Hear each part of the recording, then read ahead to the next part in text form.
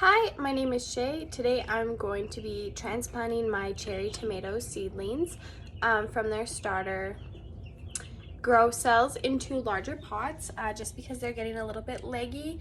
I want them to be able to create a better root system as well as not compete with the other seedlings for light. So this is not so much an educational video as it is just kind of like a follow me along as I learn how to garden. Up here I have my serrano peppers as well as my jalapenos. Here's some of the cherry tomatoes I'm going to be transporting today. They are extremely leggy. The light source, clearly I needed more or these to be higher up. I figured being right next to an east facing window was going to do it, but all of my plants here seem to be reaching for the stars. Some of my plants over there are doing a lot better. You can see the bottom two are extremely leggy.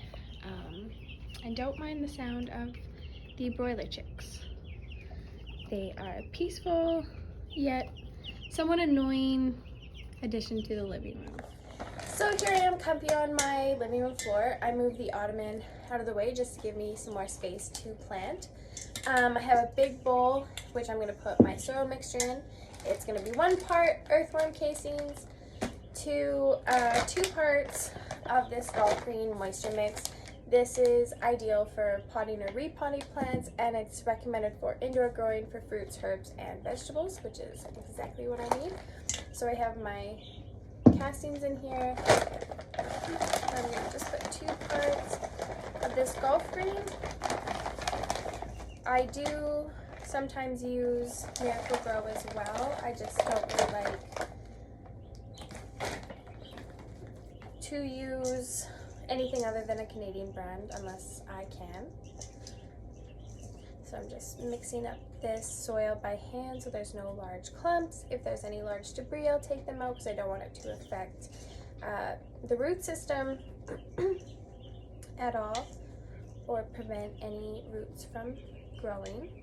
So anything super big like this piece of wood, I'm just going to put aside.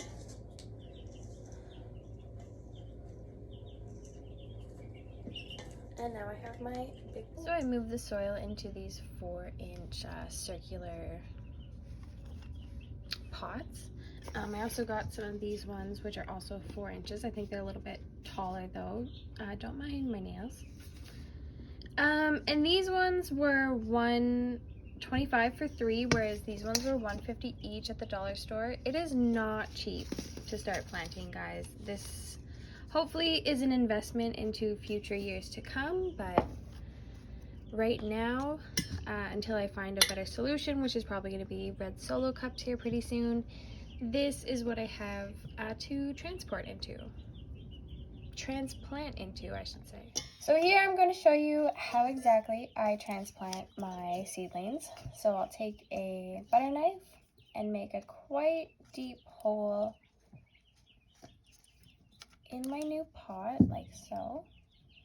I'm probably going about 1 inch or 2 off the actual bottom of the soil. And then I'm going to get my seedlings out of the tray.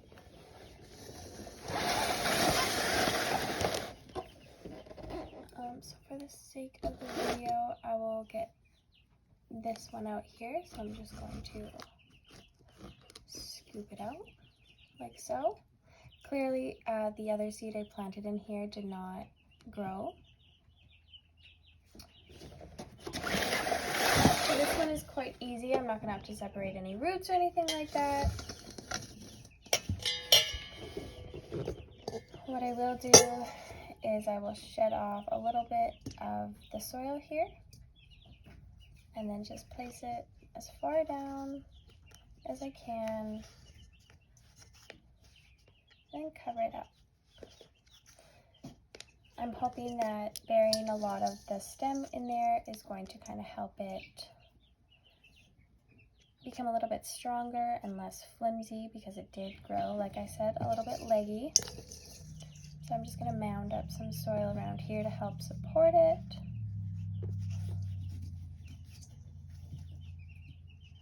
and that will be in there probably till they're ready to go outside. For the sake of the video, I did want to show you guys how I'm separating multi-planted. So this looks like there's actually 3. There's 2 really close to each other, 1 here. So I'll gently break up the soil, trying to preserve as much root as possible. There's 1.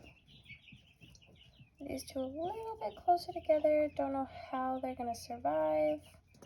The roots are likely quite intertwined here.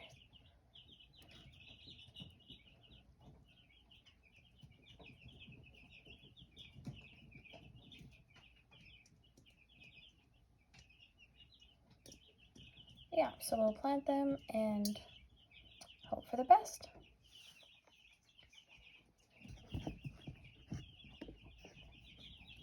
So once I have my plants all repotted into their new homes, I put them in the lid of one of my seedling tray greenhouses, and I filled it with water and a Marfil. I'm not quite sure how it's pronounced, but it is a soil enhancer that I've found great success in my other plants with. I've propped up the lid a little bit higher to the grow light in hopes that maybe it will actually do something, bring some life to the floppy ones here. But yeah, I'll show you how I mix up my Marfil.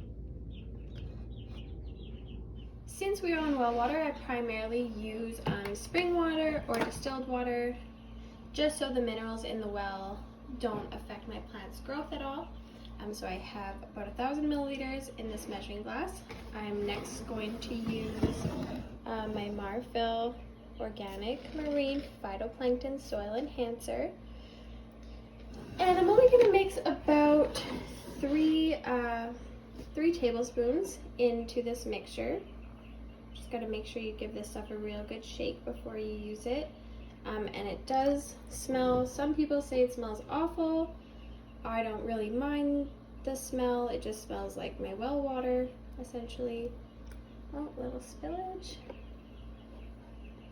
Technically, the measurements for 1,000 milliliters of my water is 3.38 tablespoons. I'm just going to do 3 to stay on the safe side.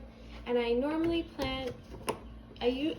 water all my plants once they are at a mature age with this, just to start introducing natural phytoplanktons.